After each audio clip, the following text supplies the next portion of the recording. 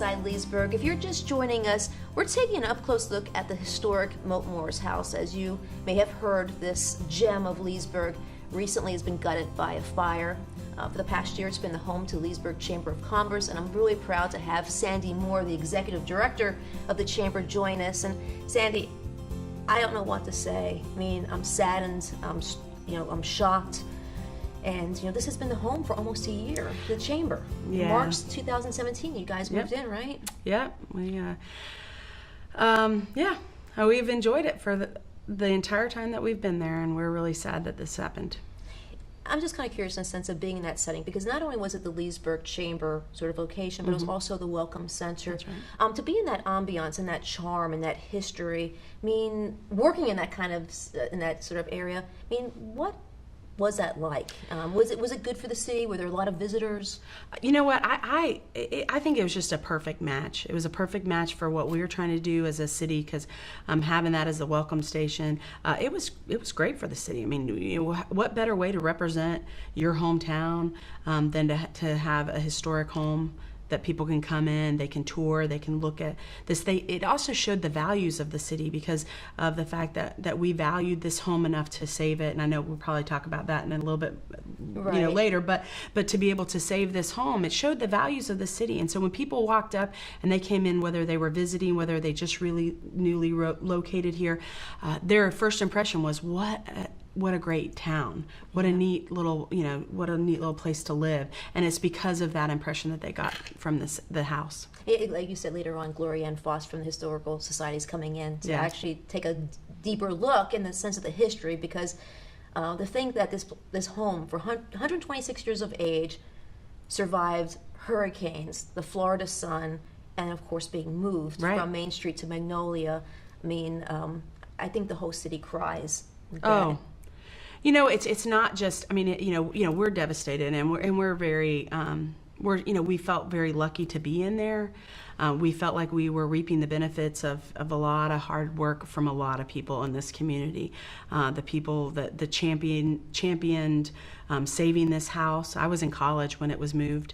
I know my parents were part of that in a small way, just as, but there were some people that really took on this house, and it was a sense of pride for them. And we reaped that benefit as a chamber and as a community of their hard work to save the house, and so many people who got to either get married there or they had bridal showers there and did all sorts of things, events that happened within the house. And it was definitely community central. Oh my goodness, it sure was. And it was an icon. It was a place, it was an identity. It was part of our identity, this house was, and it's just a shame. Now you said, okay, so that was 1990, they moved it from Main Street to Magnolia. We're not going to figure out, Thank you. You can.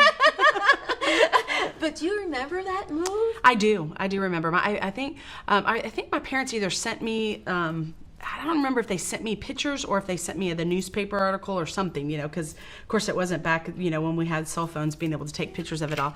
But yeah, no, I remember that. I was not here because I was in Kentucky at school, but I remember them talking about it and just how they had to take down the electrical lines so that they could move the house. And of course we had pictures of that move, upstairs in the house for when people were touring.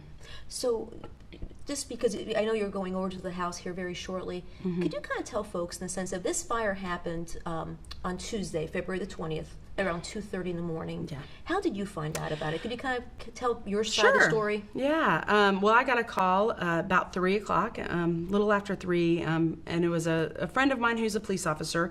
But whenever you get that call and you notice that it's a police officer at 3 o'clock in the morning, something's not right. So I did a quick inventory. My boys are here. What could be, and so I answered the phone and found out that he let me know quickly that my office was on fire.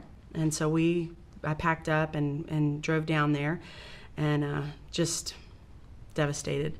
Was it pretty much under control by the time there you got was there? No, not completely. There was fire trucks everywhere, lots of lights.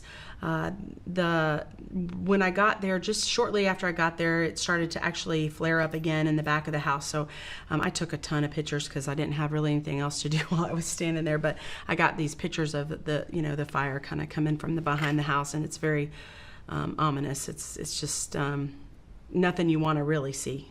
But so I watched them work really hard, and we have some incredible professionals in our city and in our county, Lake County Fire Rescue. They responded quick. And Leesburg, I can't believe they were able to save as. I mean, you're talking about, like you said, a house that was built in 1892 or 1892. It was. It's a wooden house. I mean, it's an old wooden house, and the fact that they were able to even salvage what they did is impressive. But they worked tirelessly, and they I watched them take groups inside the house and check to make sure, obviously for safety, to make sure that they could, but to just try to get all the hot spots out, and they worked really hard. And I think it was probably around 6 that they had kind of gotten it under control. And so there's been, in a sense, of speculation. We're still going to the investigative state, right? Matter of fact, you're teaming up with the fire department and some arson dogs today, correct? Well, I'm personally not, because I'm not an investigator of any sort. But I think they don't know exactly what happened, and there's a couple different theories out there, and so they need to rule everything out. So they are bringing in an arson dog today to walk through the house to see if there was any kind of an accelerant that could have been used. To actually start the fire. It's very likely it could have been some type of a mechanical fire. It could have been something, with possibly the air conditioning unit maybe, or it could have been somebody, that was on the back porch and possibly started. We really don't know. They don't know, and I think it's probably too early to speculate. But you are going to try to salvage some of the interior sort of furniture. So pretty much the way the house was set up, the most of the damage, unfortunately, was upstairs. As far as fire damage, it was in the kitchen and then. The dining room area, and then upstairs.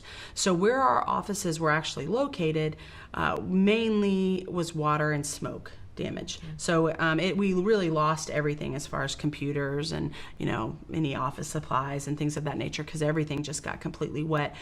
There was a closet that was under the stairwell that had some of our event books that didn't get wet. So we were able to pull some of that stuff out. And today, after they're finished with their investigation, we're going to go in and see if there's a couple pieces of furniture that were in that, including a sideboard that was owned by Evander Lee. So we're going to try to pull that out, a Steinway piano, I think. We're going to see if we can salvage those 2 pieces, and then the 2 we had bought some desks that were antique type desks, and so made with really good wood, and we're going to try to pull those out too. I can only imagine that you're getting probably basically a ton of folks reaching out trying to salvage, because I believe the last thing that I heard was there's like a 90-95% chance that this is going to be pretty much demolished. Right. What kind of outcry have you heard from the community? Well, I definitely have.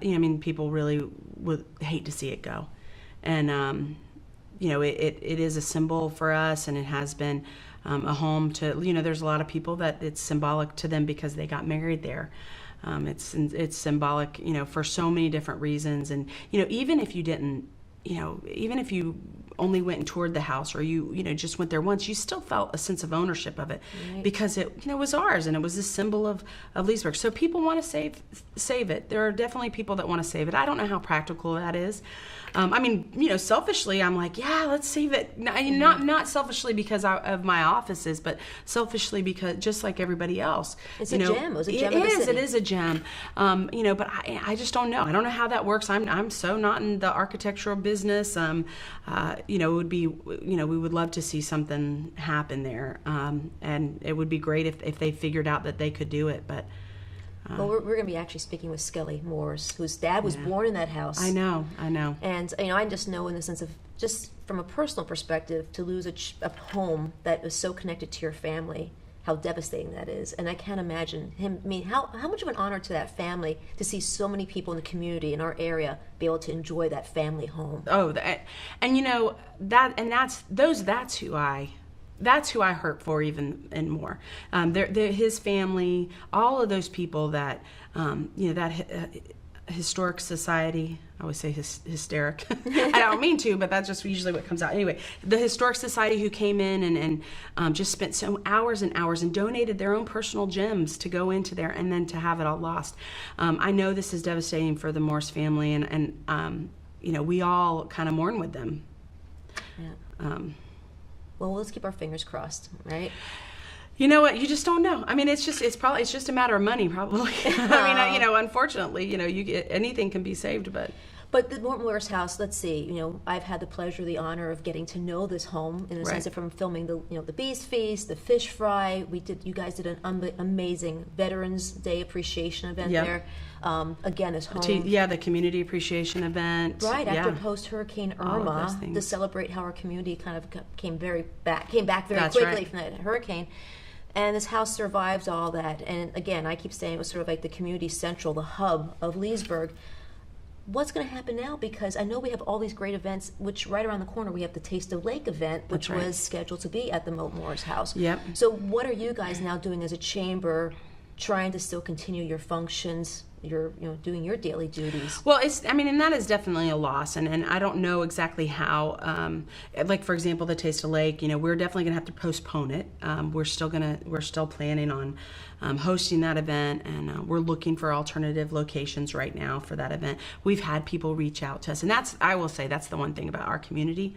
I'm not in any way surprised by this, but I have had so many phone calls and texts and messages, offering office space, how can I help, offering space for us for our event. The college offered a area that we could host our Taste of Lake. The mall offered, the new mall owners offered a place. The city, everybody is really trying to help keep us on our feet, but also make sure that these kind of things still happen, these events happen. Exactly. So I don't know exactly what that's going to mean. I don't know what it's going to mean for the house. I don't know how you replace an event venue like that. I just don't know. I know those great, beautiful old grand oaks. Oh my goodness, that's the best part. Yeah, those oaks. Oh, I had a great view right out of my office window. How do you replace that? I don't know. You can't. Exactly. In transition, you are moving to, I believe, the City of Leesburg's the Incubator Building, correct? We are right now, and I don't know if that's going to be a permanent location or not yet, but we are very thankful to the city. The city really just jumped right in and provided us with a space, provided us with workstations, a couple computers that we can use. So they helped us to make sure that we were up and running. We had our chamber breakfast today, just 2 days after this happened, and we were able to pretty much do everything we normally do, and that's really because we have an incredible city that's helping us out. If folks want to learn more or keep their finger on the pulse of what's taking place with the Leesburg Chamber and upcoming events, what's a good place or website for them to kind of reach out? Well, there's two different ways. One, like us on Facebook. We also have Instagram and Twitter accounts, but so check us out on those. And then also, of course, our website is leesburgchamber.com, and they can check us out there too as to what's going on. But all of the above. But before I start, first of all, thank you for coming in today. I really do appreciate you. I know you have a busy schedule ahead of you the rest of this afternoon, and I just want to thank you and everything that you do and the Chamber does for our city, and our heart goes out to you guys, because I know this is a very difficult time, and you guys did a great job, and what a great backdrop. But I want to wrap it up with you just kind of reflecting back on one of your favorite memories of being at the Moat Morris house. I think it's probably the reaction of the people that come in and see it. That's probably my favorite part. Every time somebody would walk in, whether it was their first time or maybe they'd lived here forever but they'd never had a chance to tour the house, and they would just, you could see kind of their, breath getting taken away from them with just how, incredible the house was. And I think that's probably, my favorite thing about the house is just how it affected people and how people just appreciated the values that this city had for saving this house, and that they got to appreciate the house so much. And when we come back, we're taking a historical view of the Moat Morris house. Don't go away.